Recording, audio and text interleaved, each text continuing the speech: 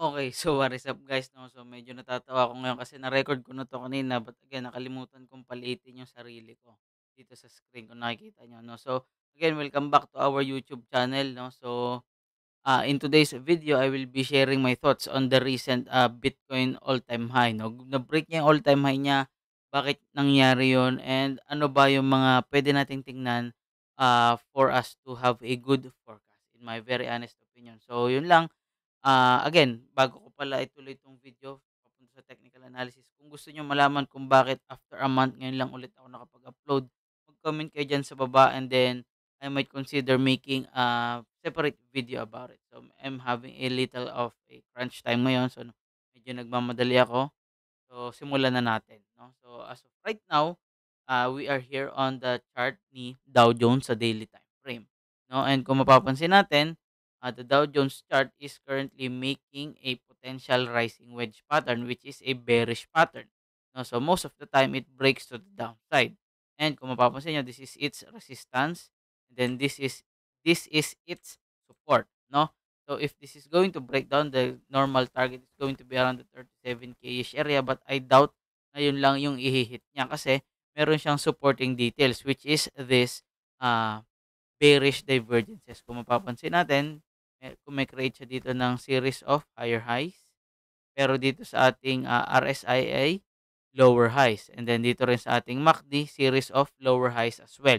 So if that is going to play out, that this is going to be a strong move to the downside in my very, very honest opinion 'no. So let us check kay S&P.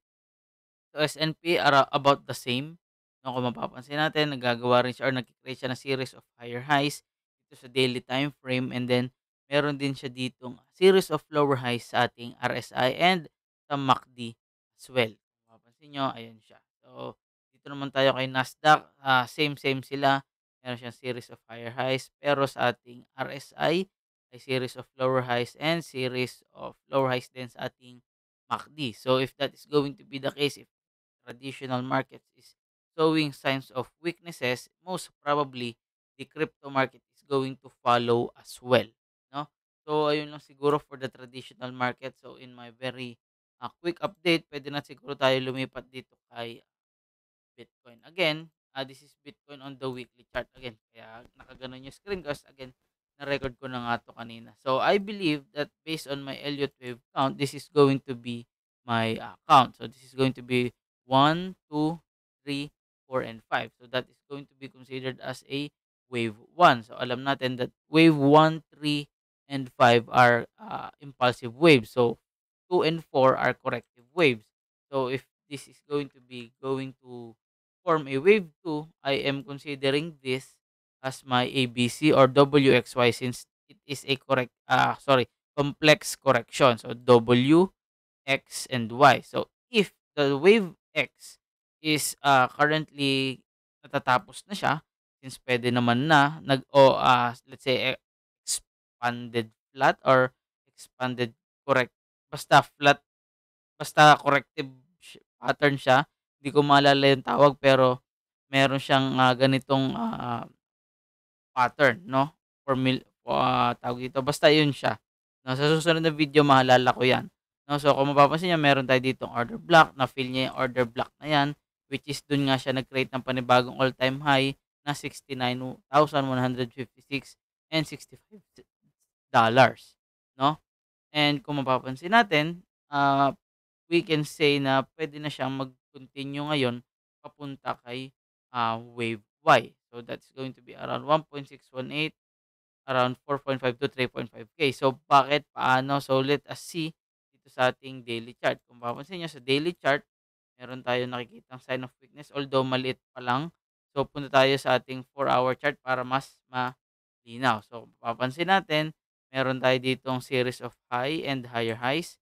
Pero dito sa ating tawag dito, RSI is series of high and a lower high. Ganun din sa ating MACD. So if that is going to be the case, my trade plan is going to be, I'll wait for a break of structure here. Then wait natin mag-retrace dito sa 4-hour order block na 'to.